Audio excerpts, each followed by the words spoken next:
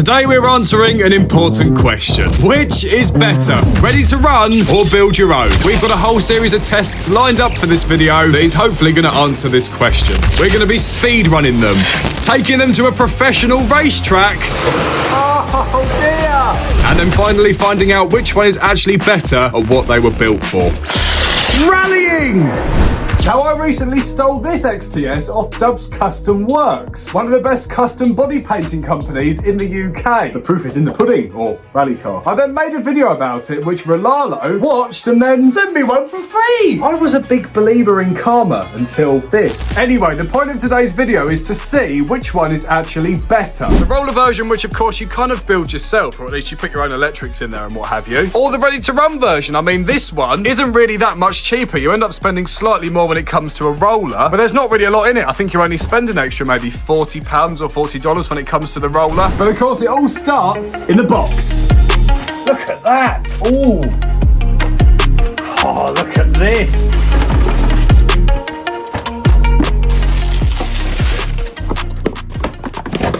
Oh, that didn't work.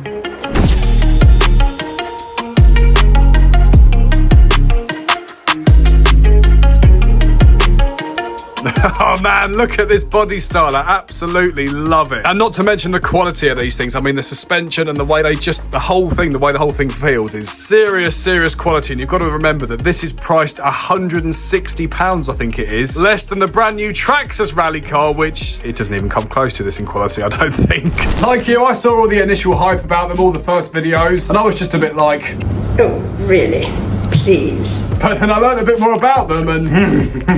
Now, if we take the body off, we're greeted with a very nice sight inside look. I mean, look at this. This just screams quality. I'm blown away by these things, to be honest. Lovely brushless motor there with a fan. A little dinky servo, which isn't the best, but we can live with it. And underneath this very important safety notice, we have a lovely 60 amp ESC 3S. And it also comes with its own little LiPo as well. Very thoughtful that. Most companies don't include batteries with their cars, to be honest. 50 to 80 kilometers an hour. That's quite vague. Now, we know that the roller version should do just under 50 miles an hour.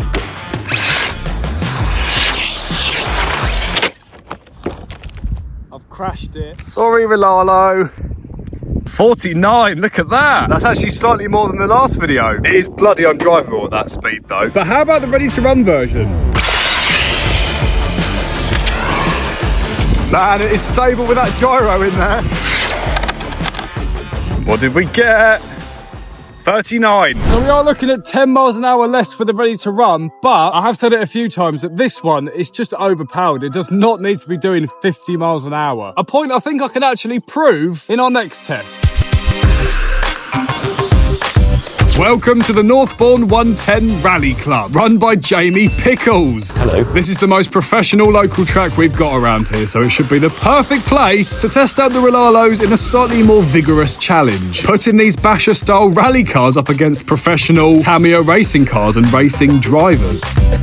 So Pete was going to be using the Ready to Run XTS, and then I was going to be racing the roller version. Now, for the whole evening, we were actually in separate races. That was until the final, where we were both put into the same race, which, well, you'll see. But before that, we had a bunch of heats to get through, which did have some mixed results. You're getting the hang of it now, Toby. Oh. But on the whole, we had an amazing time.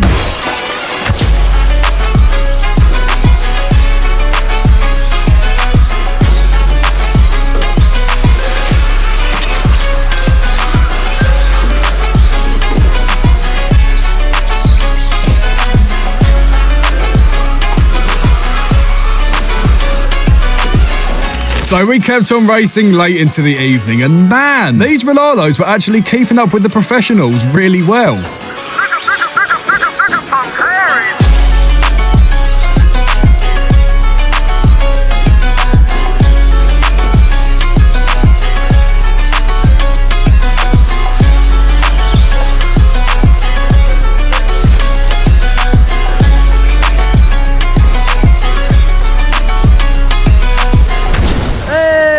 What a finish! Oh dear! Man, the heats were so much fun, and although a few of the professionals were slightly taken back on my driving style, F***ing hell, bro. I tried. We had a great laugh, but now it's the final, the most crucial, important race of the day.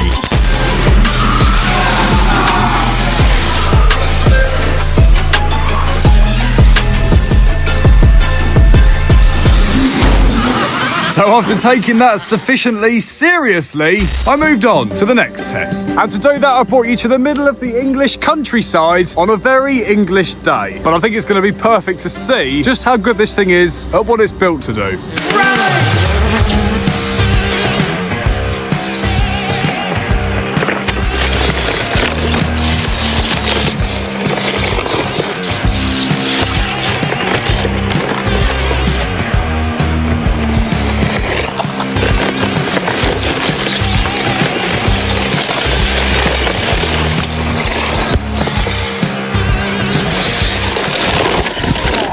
I'll tell you what, it is bloody horrible out here, but it's withstanding the weather better than me. Man, I've got to say it, this thing has blown me away just as much as I was hoping it would. It performs just as well, if not better than the one I had before this. But I do want to share with you a few afterthoughts that I've had, my overall opinion on it, and of course, which one should you actually buy?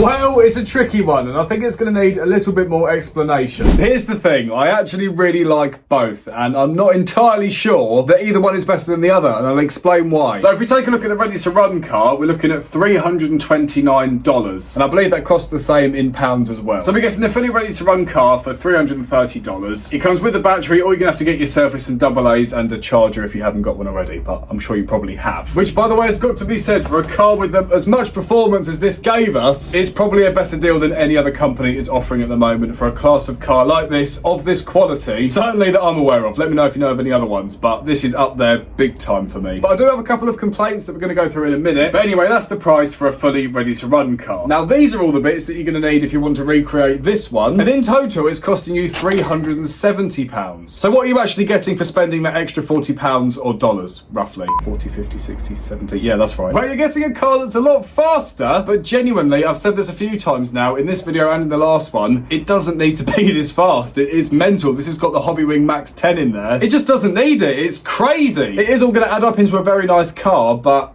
I don't think it's actually any better than the normal version. You'd also have to sort yourself out radio gear. That included then brings it up to the 170 mark. But you get in a decent remote with a ready-to-run one. You get a gyro, which you don't get on the roller version, and also slightly better working lights. And I do say slightly for a reason. You see, I've always had really big trouble trying to get the lights to work on the roller version. As of now, I get one indicator. I've given up, to be honest. It actually turns out it's because you have to buy a separate lighting module if you want the whole lighting system to talk to different radios, which is a bit silly, really. But because on the Rlaarlo radio, you've got channel 4, I think it is, to control the lights. It only really works on the ready-to-run version because it's running the Rlaarlo radio gear. But yeah, it only slightly works. I don't know if you noticed, but when we were driving forwards, we had the reverse lights on, and also the brake lights were a little bit patchy as well. So it's not perfect, but if I let you into a little secret, Rlaarlo are working on things to make sure that that's different very, very soon. Exciting! So my genuine, honest opinion on both of them is I love them. I think they are brilliant fun, probably the best 110 rally cars on the market, and they're a decent price as well. That's just why I love them. I don't think you're going to go wrong with either or, to be honest. I think they're both really good. I mean, you're going to spend slightly less on the ready to run, but if you're a bit of a speed demon like me and you like a bit more power, then go for it. Spend a little bit extra and you've got yourself a good little project as well. Anyway, of course, there's links in the description to both of these cars. Also, all the bits that I recommend if you want to build one exactly like this one. And of course, make sure to head over to Rlaarlo and check out some of their cars because they do way more stuff than this. I'm really looking forward to working with these guys now moving forward because some of their products are definitely heading in the right direction.